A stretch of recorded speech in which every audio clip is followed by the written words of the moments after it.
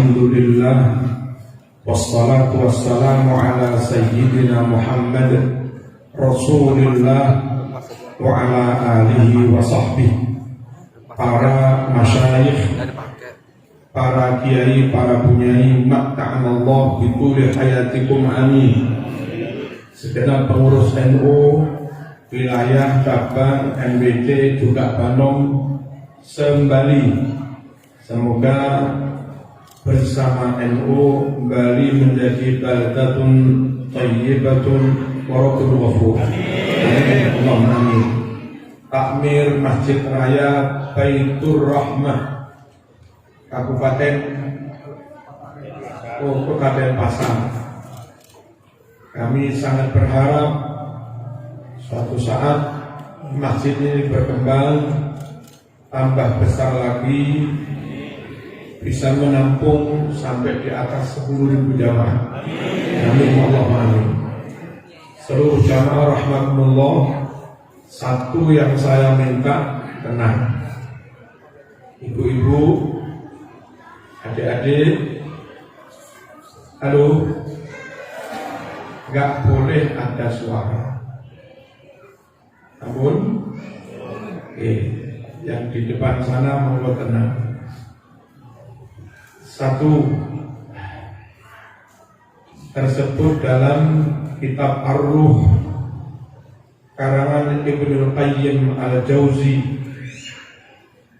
halaman 11. Kanu idza mata lahumul mayyit ikhtalafu ala qabrih yaqra'una indahul Qur'an.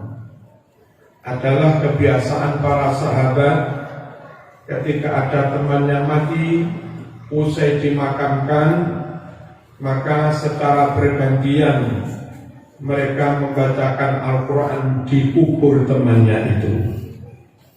Hadirin rahimakumullah, kalau sampai muslim yang dari Madura, muslim yang dari Jawa, muslim yang dari Sulawesi atau dari manapun punya kebiasaan di makam Sunan Ampel baca Quran, di makam Wali Pitu baca Quran, di makam orang tua sampean baca Quran.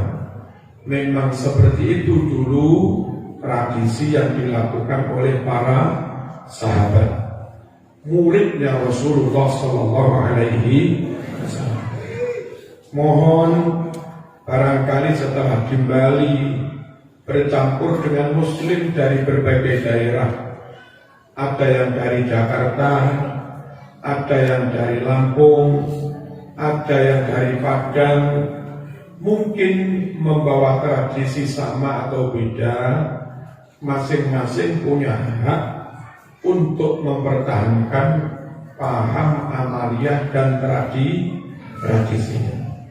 Dan karena tradisi baca Quran di makam itu ada dalilnya merujuk kepada amalan para sahabat yang itu muridnya Rasulullah. Kami mohon warga jamaah Masjid Baitur Rahman yang biasa begitu, lalu ada ceramah yang tidak begitu, mohon nggak usah berubah. Paham nggih? Paham nggih? Yang kedua, hadis riwayat Imam Tawus tersebut dalam kitab Ad-Dibaj Syarah Sahih Muslim juz 2 halaman 490 yang sanadnya sahih. Innal mauta yuftanuna fi kuburihim sab'an fakanu yastahibbun an yut'imu anhum tilkal ayyam. Sungguh orang-orang yang mati itu selama 7 hari, kata Nabi, mendapat pertanyaan ujian dari malaikat Mungkar Nakir. Oleh karenanya si keluarga duka disunnahkan bersedekah makanan selama 7 hari itu. niat pahalanya untuk yang mati. Paham gak? Sekiranya sejak dari Madura, dari Jawa, dari Sulawesi, dari manapun terbiasa melakukan itu, mohon karena itu sudah merujuk kepada dalil dan hadis yang sahih, Bapak Ibu yang istiqomah, Bapak Ibu yang konsisten. Paham? Paham? Barangkali ada pendapat yang beda, itu urusan dia. Tapi sampean tidak salah, karena sudah berdasarkan dalil yang sahih. Sampaikah pahalanya sedekah itu ganjarannya untuk yang meninggal? Hadis riwayat Imam Muslim sahih nomor 1672 dan 2563 riwayat Imam Bukhari. Ya Rasulullah, inna ummi tuwuffiyat afalaha ajrun in tasaddaqtu anha, wa fi riwayatin fahallaha ajrun in tasaddaqtu anha, wa fi riwayatin afayanfa'uha in tasaddaqtu anha, wa fi riwayatin afa atasaddaqu anha. Qala na'am. Wahai Rasulullah, ibu saya telah wafat. Kalau kami anak-anak mengadakan sedekahan, orang Jawa Madura menyebutnya selamatan. Kalau kami anak mengadakan sedekahan, ganjarannya kami niatkan untuk ibu yang wafat itu. Bolehkah itu? Nabi jawab, na'am. Boleh. Ada gunanya bagi yang mati? Nabi jawab, na'am. Ya, ada. Apa ibu yang mati dapat pahala? Nabi juga menjawab, na'am. Ya. Seperti tadi, panjenengan dari daerah manapun sekarang berkumpul dengan sesama muslim dari berbagai latar belakang yang dari dulu punya kebiasaan seperti itu. Mohon jangan berubah. Sangat benar, hadisnya sahih. Dan ketika di sini ada pembinaan remaja masjid oleh ustadz-ustadz, mohon orang tua takmir juga perhatian. Ustadz itu mesti diteliti, termasuk yang anti begini atau yang malah mengamalkan begini. Kalau dia terindikasi anti begini, kau persilahkan membimbing anak-anak remaja sama-sama dengan ikut andil menafikan, menghilangkan hadis Rasulullah SAW. Dolim. Dolim. Paham ya? Allahumma shalli ala sayyidina Muhammad. Berikutnya hadis riwayat Imam Bukhari nomor 5417. Kanat Aisyah radhiyallahu anha idza mata al-mayyitu min ahliha fajtama'a lidzalika an-nisa'u thumma tafarraqna illa ahlaha wa khassataha amarat bi burmatin min talbina fatubikha thumma suni'at hari wa subbatit talbinatu alayhi faqala ya ma'syaran nisa' qulna fa inni sami'tu Rasulullah sallallahu alaihi wasallam yaqul at-talbinatu mujimmatun li fu'atil madi. Hadis sahih riwayat Imam Bukhari. Ketika istri Nabi Siti Aisyah mendapat musibah, keluarganya wafat, berdatangan takziah kaum perempuan. Lalu setelah mayat dikubur, mereka yang takziah pada pulang, tinggal sanak famili dan beberapa teman khusus yang tidak pulang. Saat itu Aisyah memerintahkan pembantunya masak talbinah dan bubur salib. Setelah matang ditampung. Selesai, Aisyah persilahkan tamu-tamu untuk makan. Nabi bersabda, daharan seperti ini namanya tabina, bisa membuat tenang, lega orang yang baru dapat musibah. Allahumma shalli ala sayyidina Muhammad. Hadis ini menyatakan, memberitakan Siti Aisyah istri Nabi dengan perintah Nabi, dengan sepengetahuan Nabi mengadakan masak dan memberi makan kepada tamu di rumah duka. Hadirin, barangkali ada ustadz atau siapapun berpendapat haram masak-masak di rumah duka, haram kumpul-kumpul di rumah duka, haram makan-makan di rumah duka, dan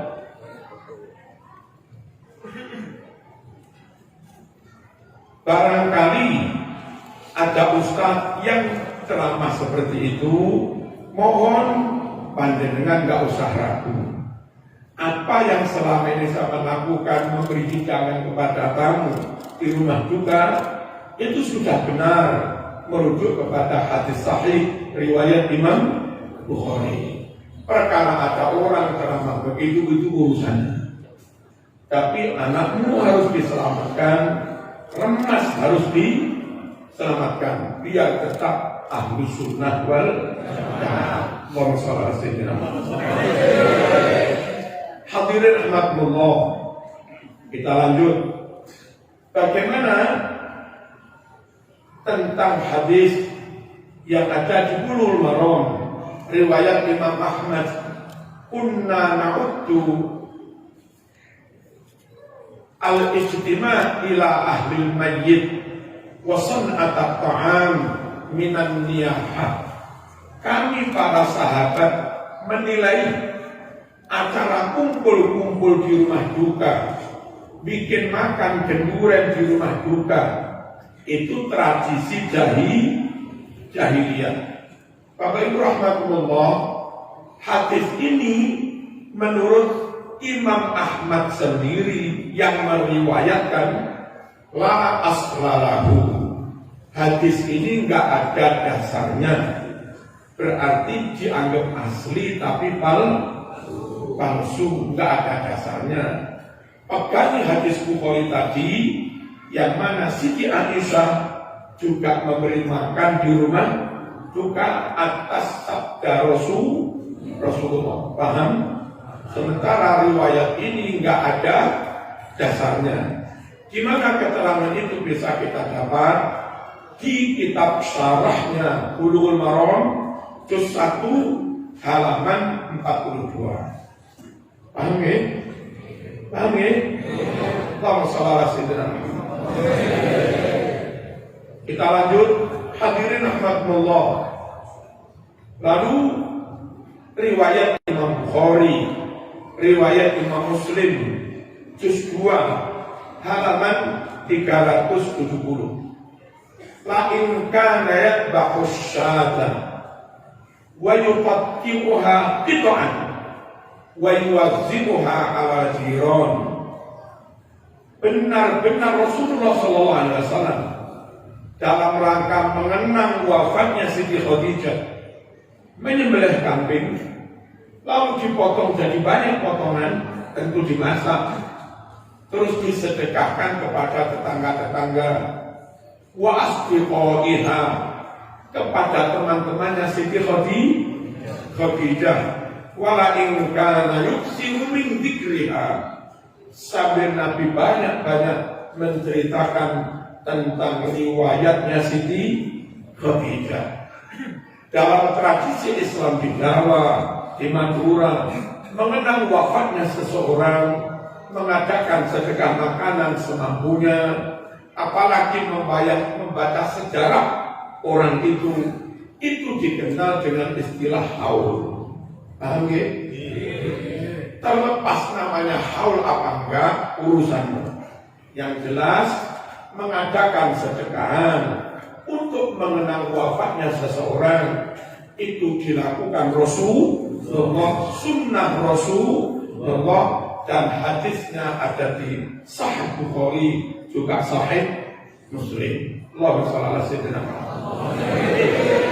Saya perlu menyampaikan ini karena khawatir setelah di Bali Renjura datang kentok dan Jawa banyak datang kentok kita ya kering benuangai ada kentok terus apa sih berubah ya mungkin sama wajib menjaga ini bukan menjaga khurafat, bukan menjaga bid'ah, tapi menjaga hadis sahih.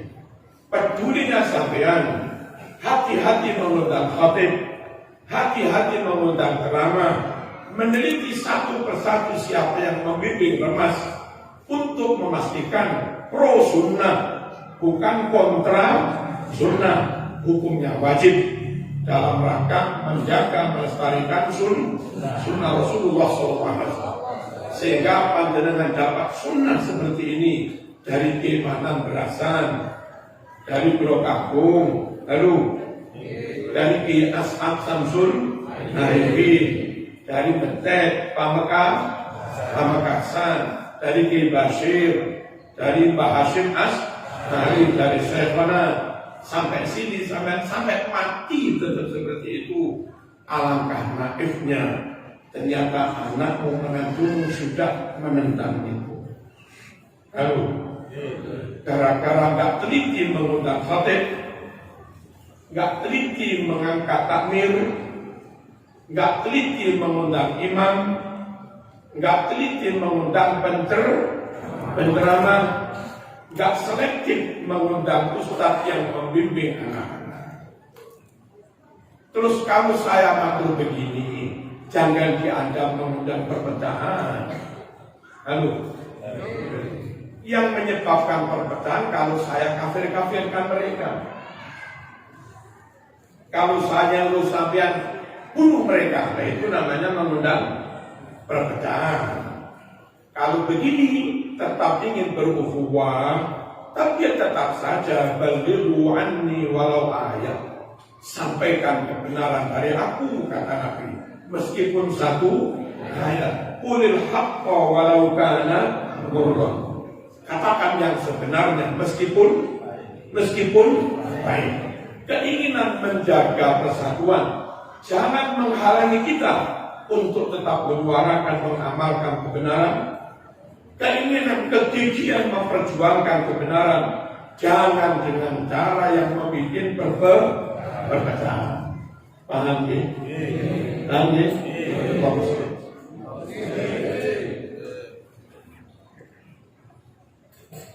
Berikutnya hadis riwayat Imam Bukhari nomor 216. Kana fil Madinati ha'id wa kana fihi qabran fa'atahuma Rasulullah sallallahu alaihi wasallam fasami'a sawta insanaini yu'adzabani fi quburihima qal wa ma yu'adzabani fi kabir kana ahaduhuma la yastabrik min bawli wa kana al-akhar yamshi bin namimah fada'a bi jaridatin rabbah fasaqqaha nisfain fabaraza ala kulli qabrin wahid. Hadis riwayat Imam Bukhari. Wa qala la'allahu an yukhaffif anhum al-'adzab ma lam yaybasa. Di Madinah ada kebun kurma, yang mana di dalam kebun kurma itu ada dua makam. Kadang diziarahi oleh Rasulullah SAW. Saat diziarahi oleh Rasulullah, Nabi mendengar si orang yang di dalam makam itu lagi disiksa. Sebetulnya disiksa karena dosa yang menurut umumnya orang itu dosa kecil, tapi menurut Allah itu bisa menjadi dosa besar. Apa itu? Satu, suka kencing di sembarangan tempat sambil berdiri lagi.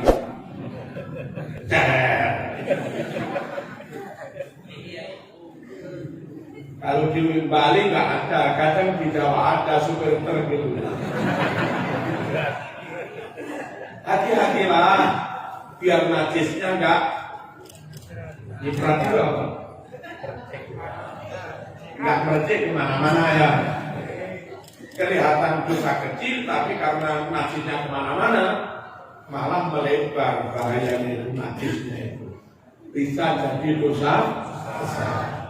Bahkan al-akhir yang bin namimah, yang satunya disiksa dosa besar karena suka fitnah, suka adu domba, suka menyebar pembulian, suka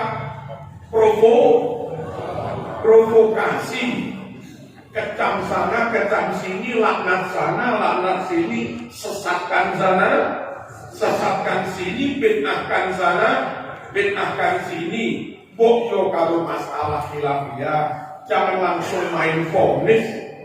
Soalnya kepada habaib yang paling alim siapa, soalnya kepada kiai yang paling alim siapa, terus tuker-tukeran dalil gitu loh.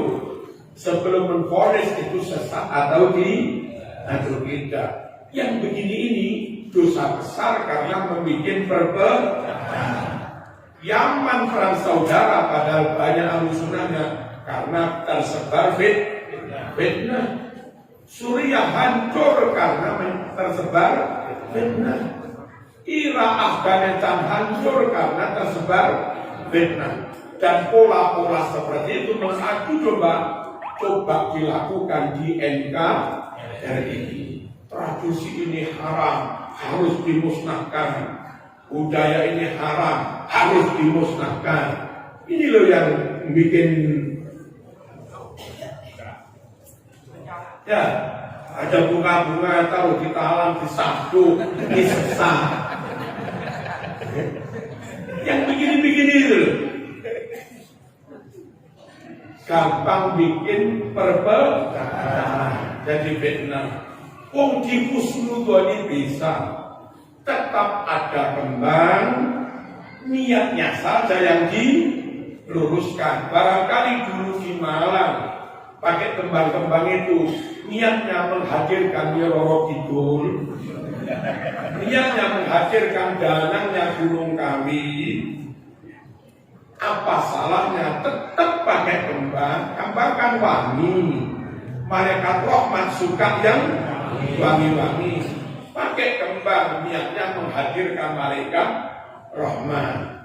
Para habaib di Malang kalau menggelar maulid, menggelar rotib, menggelar manaqib, itu pakai wewangian. Wewangian ala Arab dipakai membakar daharu, bukur. Wewangian ala Jawa juga dipakai, pakai kembang kantil yang pakai benang-benang itu. Ya, tradisinya nggak hilang, kembangnya tetap, tapi niatnya yang diluruskan. Dan itu bisa. Ngapain mesti tendang-tendang? Halo, jangan suka-suka yang fitnah-fitnah. Berarti bolone sama kamu.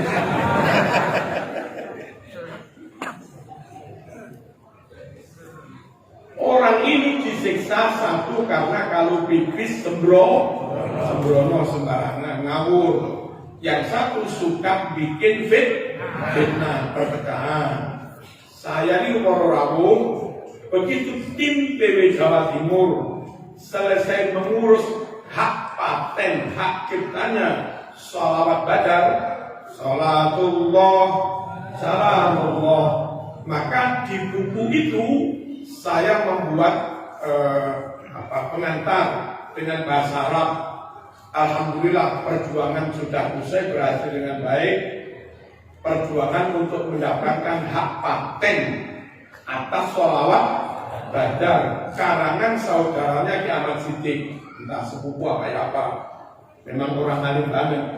Dengan terbitnya hak paten resmi dari negara, maka siapapun yang ingin memproduksi besar-besaran harus seizin ahli waris. Gak boleh mengundang artis, terus pakai aransemen yang bagus, pakai suara vokal yang bagus, lalu pakai sholawat badar, terus diunggah di YouTube, di IM3 macam-macam, terus nyebar sampai 10 juta follower. Duitnya masuk, PJW nggak oleh, harus seizin ahli waris. Nanti ahli warisnya dari royalti taruhlah per bulan uang masuk 100 juta, disepakati lah 5% apa ya apa. Kalau ahli waris membolehkan monggo, kan begitu mestinya. Itu loh terus oleh kelompok-kelompok yang nggak suka NU Islam tapi nggak suka NU. Katanya saya dibuat telepon begitu, kata Marzuki, ini Marzuki gak iso ngarang sholawat, malah melarang mengharapkan baca sholawat baca, kan aneh. Pengantar saya itu begitu, bukan melarang baca sholawat baca. Jadi untuk mengkomersialkan ini harus seizin ahli waris. Perkara kita sholawat badaran nggak dikomersialkan ya, siapa yang melarang? Saya juga suka baca sholawat badar. Namanya juga orang suka fitnah, nggak suka pada NU, apapun yang kira-kira bisa untuk menfitnahkan ya difitnahkan. Marzuki ngarang sholawat gak iso, malah melarang sholawatan, kan ruwet kayak begini. Akhirnya sesama muslim, kadang sesama NU saling membenci karena terpengaruh fitnah. Dosanya besar. Aduh. Tapi Nabi ya tetap kasihan. Itu meskipun kencing sembarangan, wong yo umat saya. Itu meskipun lambene elek, wong yo umat saya. Nabi juga kasihan kalau dia disiksa teman-teman. Apa teman-teman? Apa ya? Disiksa berat-berat. Artinya Nabi ikhtiar bagaimana meringankan azabnya. Nabi perintah sahabat untuk ambilkan pelepah kurma yang masih segar, dihaturkan kanjeng Nabi, lalu disigar menjadi dua, satu ditaruh di atas kuburan yang ini, satunya ditaruh di atas kuburan yang ini sambil Nabi berdoa, la'allahu an yukhaffif anhuma ma lam yaibasa mandar mukab Allah. Kok banyak bro. Moga-moga Allah meringankan azabnya mayit ini lantaran daun kurma yang masih basah segar ini. Selagi daun kurma itu belum kering. Hadirin Allah, Nabi ziarah kita dari Jawa, dari Madura, dari mana-mana juga terbiasa berziarah. Nabi mendoakan ahli kubur ya kan, ringankan azabnya. Kita juga biasa mendoakan ahli kubur. Nabi ke makam nggak kosongnya mas, bawa pelepah kurma. Kita orang Jawa, orang Bali ke makam juga bawa daun kelapa, agak sama lah. Kan mirip-mirip kurma. Berat, Pak. Ya. Atau ya caranya dirajang. Daun pandan potong praktis gitu.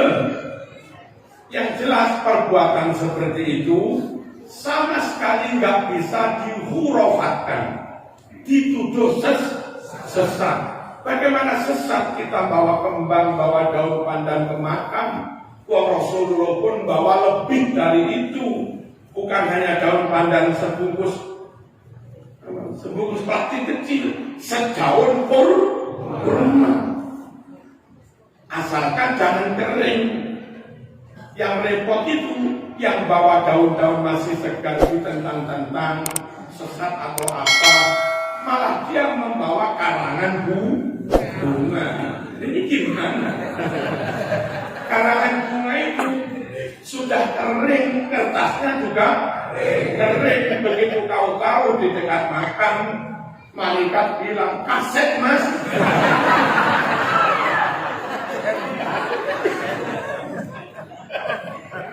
Yang ada manfaatnya itu dedaunan yang masih segar, seperti doa Nabi. Ya Allah, berkat daun kurma yang masih segar ini mohon ringankan azabnya.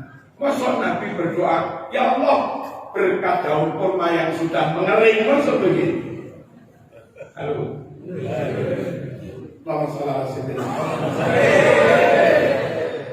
Berikutnya hadis tersebut dalam kitab Jauharatul Tauhid halaman 140. Man qara'a qul huwallahu ahad mi'ata alfi marratin faqad istara nafsahu minallah, dan seterusnya panjang. Barang siapa membaca surat qul huwallahu 100.000 kali, dan kalau sudah mati nggak bisa baca, ya dibacakan dengan jumlah yang sama 100.000 kali, maka seakan dia telah menebus dosa-dosanya dari Allah.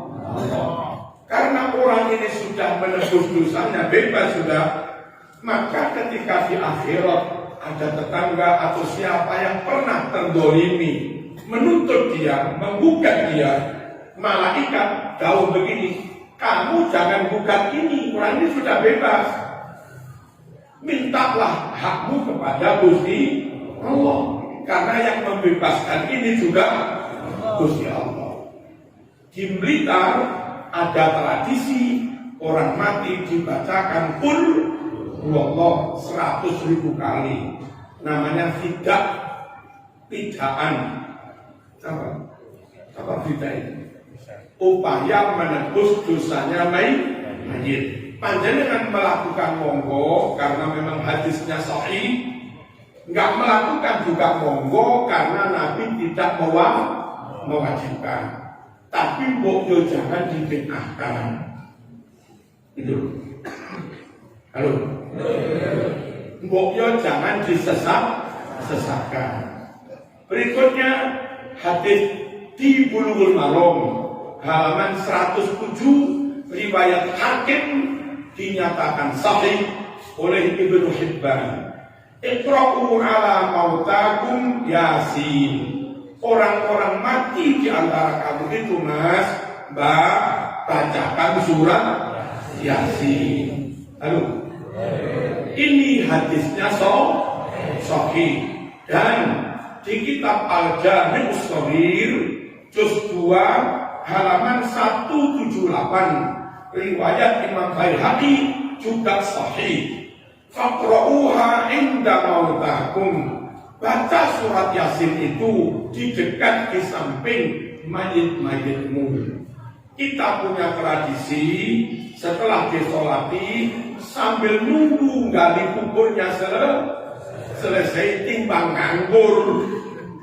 Aduh, katimbang nganggur kita bacakan surat Yasin. Lalu ada beberapa orang mengatakan yang bid'ah lah, yang apa.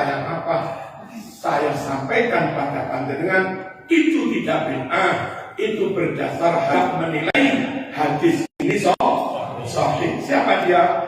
Muhammad bin Ali bin Muhammad Asy-Syaukani. Dia bilang setelah menyebut hadis ini, wa isnaduhu sahih. Sanad hadis ini sahih. Gimana beliau menyebut itu? Dalam kitab Ar-Rasail As-Salafiyah halaman 46. Silahkan dibaca sendiri. Dia menyatakan hadis itu sahih.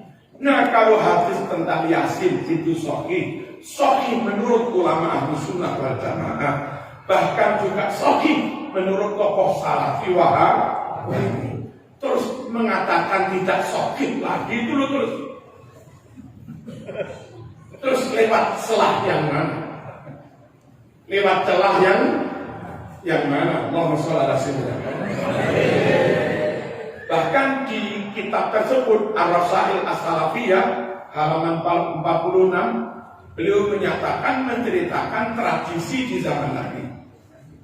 Kana sahabatur rasyidun yajtami'una fi buyutihim wa fi masajidihim wa bainahum nabiyyuhum sallallahu alaihi wasallam yatanashadunal ash'ar wa yatadzakarunal akhbar wa yaqulun wa yashrabun. Faman za'ama anna mujarradal ijtima' bid'ah faqad akhta. Ini penuturan seorang tokoh salafi Wahabi. Sejak dari dulu zaman sahabat, biasa sahabat mereka mau kompol di compok, dekadeng kompol di masjid. Koneng? Koneng? Sak sing banyu aneh mas.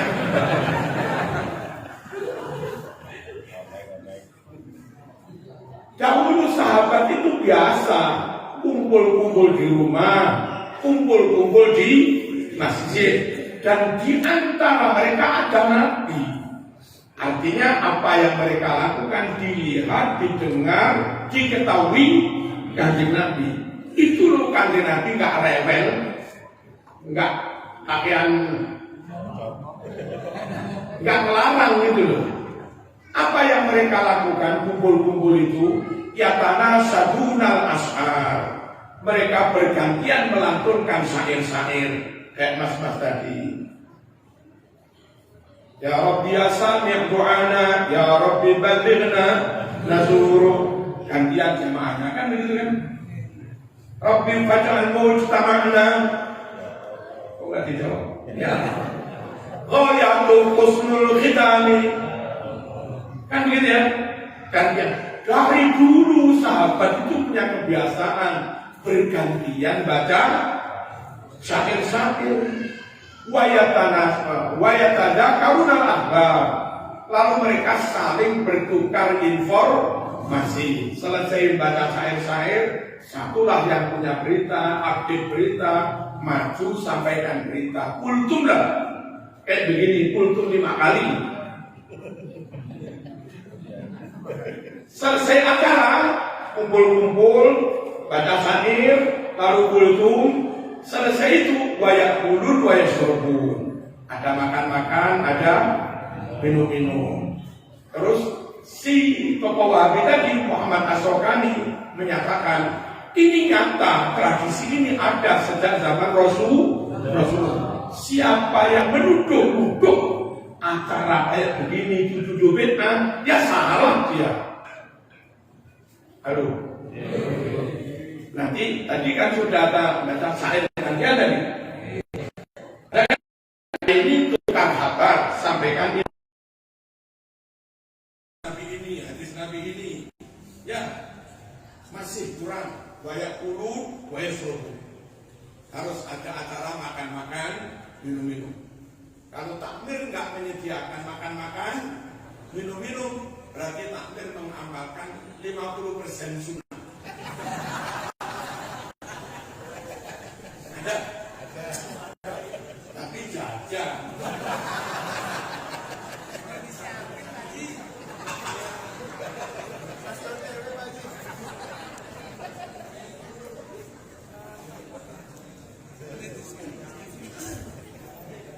Kalau kamu ngadain acara itu pun aruan itu loh.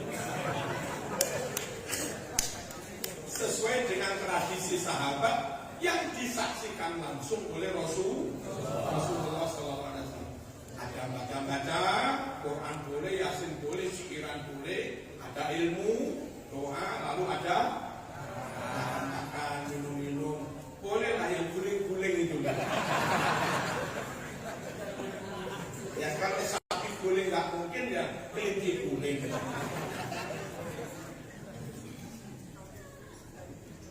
Hadirin rahmatullah, lalu si Mufti Saudi Abdul Aziz bin Baz, yang sekarang Mufti Saudi itu namanya Ibnu Utsaimin, murid dari Abdul Aziz bin Baz. Dalam kitab Majmu'ul Fatawa Abdul Aziz bin Baz, kumpulan fatwa-fatwanya Abdul Aziz bin bin Bas ada pertanyaan seperti ini tentang asya'ul walidain. Ma qaulukum fi asya'il walidain? Apa yang kau fatwakan tentang tradisi asya'ul walidain? Apa asya'ul walidain itu?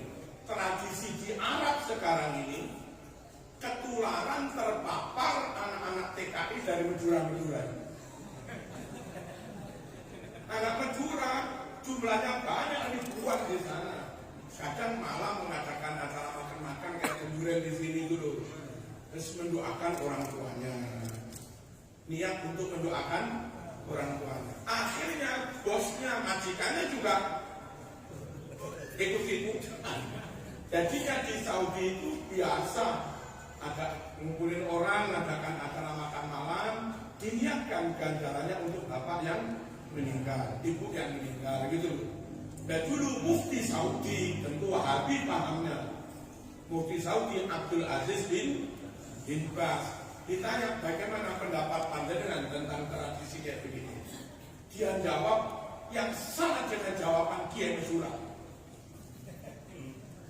As-sadaqah lil walidaini aw ghairihima min al-aqarib masyru'an.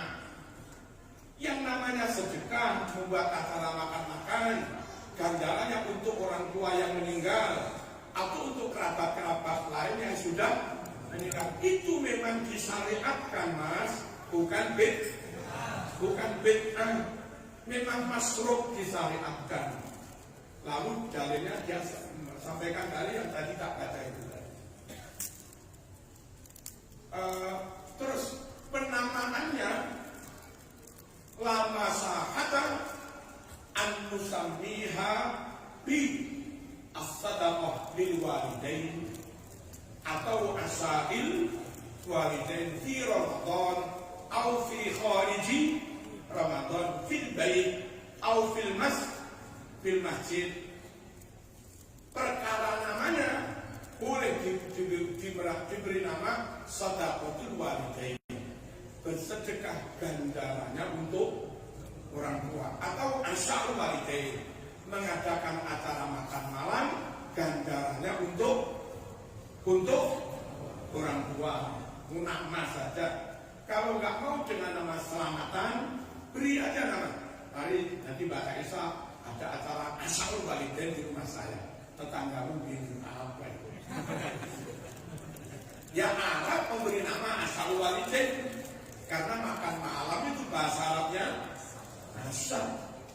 Di Banyuwangi namanya genduren. Ya, di Malang namanya selamatan kirim dongo. Di sini namanya terserah lo nama. Kapan-kapan saya akan suan ke sini lagi, insya Allah. Saya kepingin sekali yang dari dulu mengamalkan Islam sesuai dengan Kiai As'ad Samsul Arifin, sesuai dengan Kiai Zaini Baipong, sesuai dengan Kiai Hasan Kiai Saiful Rizal Gembong, sesuai dengan Kiai Nawawi Sido Wiri, sesuai dengan Kiai Jasim Pasuruan, sesuai dengan Kiai Masud Badar Besu, sesuai dengan Habib Zain, sesuai dengan Dalwa, sesuai dengan Mbah Hashim As'ari. Kami ingin sekali kalau sampean, istri sampean, anak sampean, kompoi sampean, cucu istiqomah, konsisten, tidak berubah, karena memang itu sudah merujuk kepada dalil-dalil yang sahih. Untuk itu supaya sampai anak cucu istiqomah, bagi yang diamanati ketua takmir harus selektif mengundang penceramah, selektif memasang calon khotib. Jangan sampai orang yang pada akhirnya keceplosan tahlil bid'ah, haul bid'ah, temeng jamaahnya. Jamaah kan dalam posisi awam, nggak tahu dalil. Ya, mohon hati-hati sampai mas'ul, sampai nanti dihisab bertanggung jawab. Memondokkan anak ke Jawa, sekiranya sama nggak tahu di Malang itu mana yang ahlu sunnah jamaah, nanya saya itu siapalah, Kiai Darut Tauhid ahlu sunnah, yes. Darul Hadis Ahlussunnah. Yes. Pondok Al-Hikam, Pondok Gading, Pondok Berkosona Ahlussunnah. Yes. Pondok Ar-Rahmah Hidayatul Ahlussunnah. No. Kalau zaman nggak nanya, ulang anakmu berubah. Itu namanya nggak menjaga. Saya kira demikian. Bismillahirrahmanirrahim. Alhamdulillahirabbil alamin. Allahumma shalli wa sallim ala sayyidina Muhammad abdika wa rasulika an-nabiyil karim wa ala alihi wa sahbihi ajma'in. Allahumma arhamna bil Qur'an waj'alhu lana imaman wa nuran wa hudan rahmah. Allahumma dzakirna minhu ma nasina wa 'allimna minhu ma jahilna warzuqna tilawatahu ana al-lail wa atrafan nahar waj'alhu hujjatan lana ya rabbal alamin. Allahumma ihdina subulas salam wa najjina minadh-dhulumati ila an-nur wa jannibna al-fawahish ma dhahara minha wa ma batan wa barik lana fi asma'ina wa absarina wa qulubina wa azwajina wa auladina wa tub alaina innaka antat tawwabur rahim waj'alna syakirina li ni'matik musnina biha alaik qabilina laha wa atimmaha alaina. Sallallahu ala sayyidina Muhammad wa ala alihi wa sahbihi wa baraka wa salam. Subhanaka Allahumma wa bihamdika asyhadu an la ilaha